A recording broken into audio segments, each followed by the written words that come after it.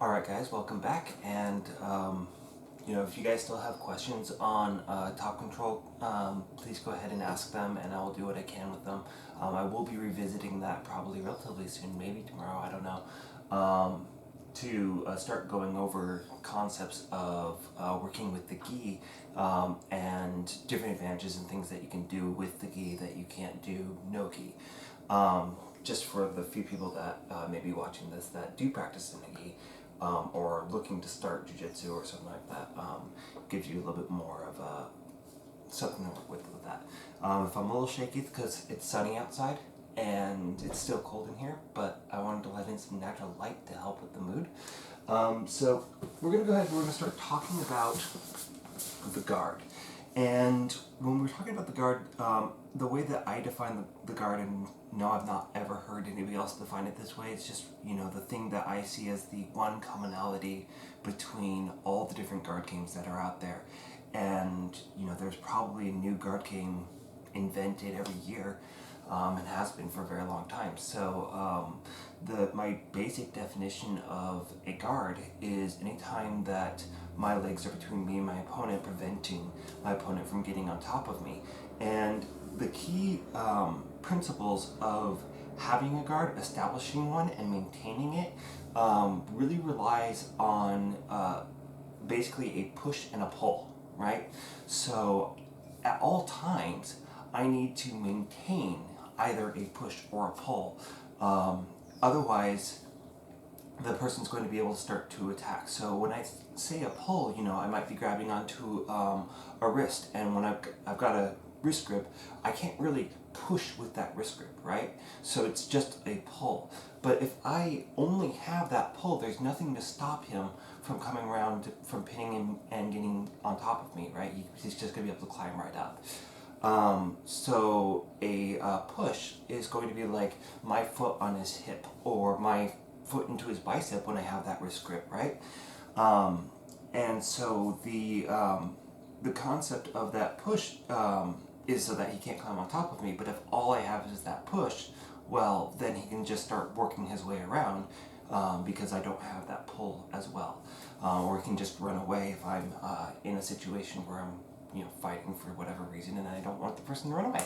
So at all times with the guard, we must maintain that connection. So when we're talking about a closed guard, right, my former buddies right here, it's the time that I've got my ankles locked and my thighs are going to be resting on their thighs, and a lot of times we'll start kind of in this my hips being on the ground position, and you see that my hands are still kind of in a defensive position. Now my opponent may have several different types of hand positions here, right? He might be trying to push into my biceps, he might be trying to frame off my hips, which is very, very likely, because again, if I'm trying to break that guard, like we talked about this a few times that we've kind of introduced you a little bit to guard passing. If I'm trying to break open his guard, I'm going to have my usually elbows in, or I might actually extend my elbows to kind of keep the hips pinned, so I can start creating tension onto his legs by lifting my hips up, tucking my tailbone, maybe I'll go in for this guy, maybe I'll go for this guy, or I shake his leg off, whatever, right? So it's not uncommon for somebody to put their hands onto my hips like that, and it's usually going to be right here at the iliac crest, right? It doesn't do any good to go into this soft spot in the middle here, and that's not going to do much with the thighs. Now, again, when somebody's trying to pass a guard, a lot of times they're going to, maybe start digging their elbows in, and really what that's going to do is it's just going to convince the person who's playing the guard to attack you faster and really make you pay for putting your elbows in there. After a couple months of rolling and having people do that to you, you kind of become numb to it. You just don't care anymore. So it's not really an effective way to get somebody to open the guard. That's the point. So if somebody's trying to work to break my guard open, they're framing onto my hips or whatever, I want to basically prevent that as much as possible, right? And so one way that I can do that, I've got this closed guard, is I'm going to break his posture down, right?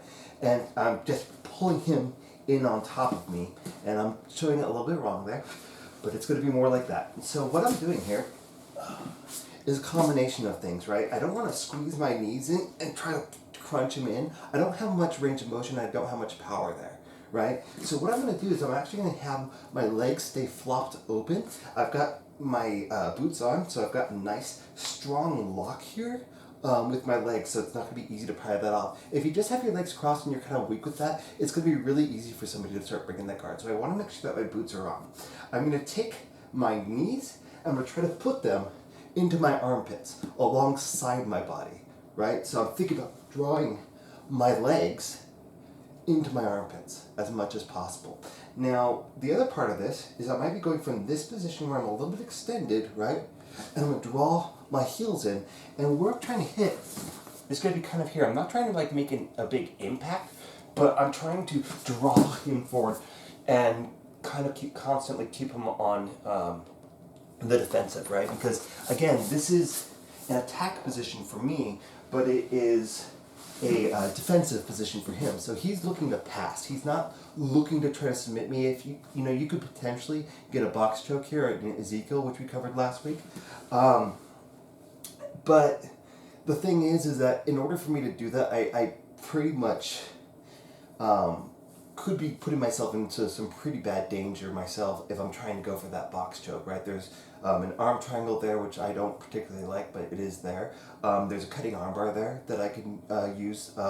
So I've got, even when you're going for that box choke, if I can stop that second arm, I have the ability to attack you for having tried to get it in the first place, right? So I said head and arm choke. It's not the head and arm choke's not there, but no, there's still kind of way. I just need to pass his head to that side. But anyways, I digress. So again, my goal right now is to continually try to get him off balanced. And one thing that I would recommend when you start practicing this, this guard break, flaring my knees out, drawing my heels in, don't do that. You see that I'm bringing his face right into my face? So I have the control here to not bring him straight over, but bring him off to a side angle, right? And notice I'm getting my head off that line because I don't want to get face planted. I've had a broken nose from jiu-jitsu, and as cute as I was with the broken nose, I don't necessarily want it to have it happen again. So once I break him down, right, I'm drawing my heels in, I'm keeping those legs flared. This is going to kind of help keep him in this position. And a lot of times what I'm going to do is I'm going to go for some type of head control. Again, I'm trying to go to this point, right, where the occipital lobe kind of starts to bulge out there, so where the neck inserts. And that's going to be kind of your strongest point. You don't want to be up here too high, because it's going to be easier for him to flip out. And you don't necessarily want to be low towards the shoulders, because he's... you're not at the top of the lever there. So right here, again, the body's going to follow the head. So if you can keep that head down, so we go into this where it starts tapering in, if we can get into that position, it's going to be very hard for him to start to pick up. Now you see, I've got an underhook here. I don't have to. I can have both arms on this side.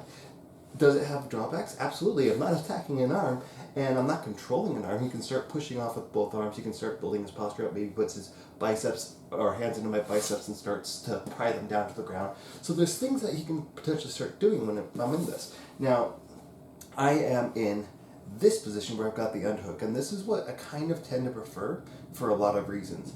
But when I'm in this position, you notice this hand, that's the underhooking hand, is covering the hand that's up on his head. Now, you might have a palm hook on his head, and that's fine-ish, but we do have to keep in mind that this is a little bit easier to pry off, whereas if I'm here, I'm turning up, and I'm covering, right, he can't lift up. If I'm the other way around, right, he can pry that off because he's trying to leverage my arm up, right? So if I'm in this position, he might really start to pry and be able to build his posture back up, and then I kind of have to start all over again.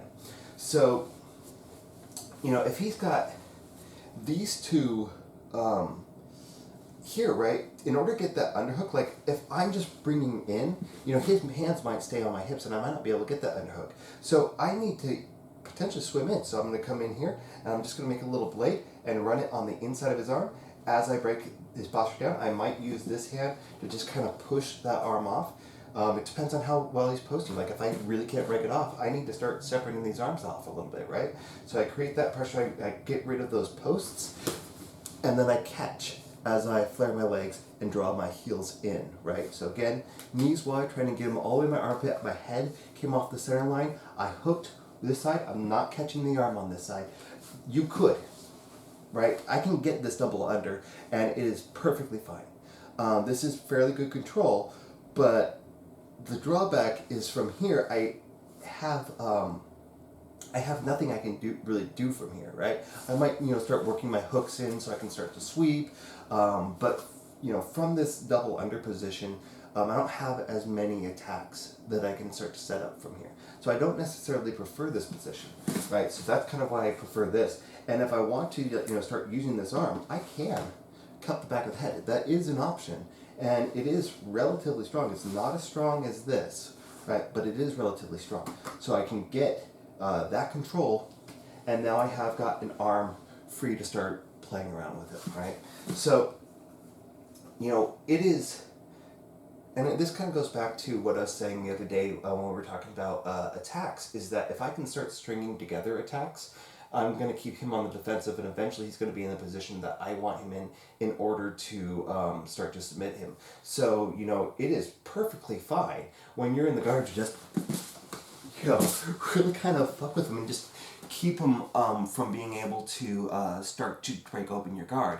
This is going to tire him out. It's also going to expose his arms for attacks, and there are totally things that we can do from there. So that is kind of the first thing I want you to focus on when it comes to guard. Is actually, you don't even have to do that with the dummy. You could just be sitting here going like catching that, and maybe even working that muscle memory so that this hand is covering this one is always overhooking, right? So I get that underhook and draw my heels in and get that control. And that's going to be a really good beginning for this this guard game here, all right? So we'll be back in just a second.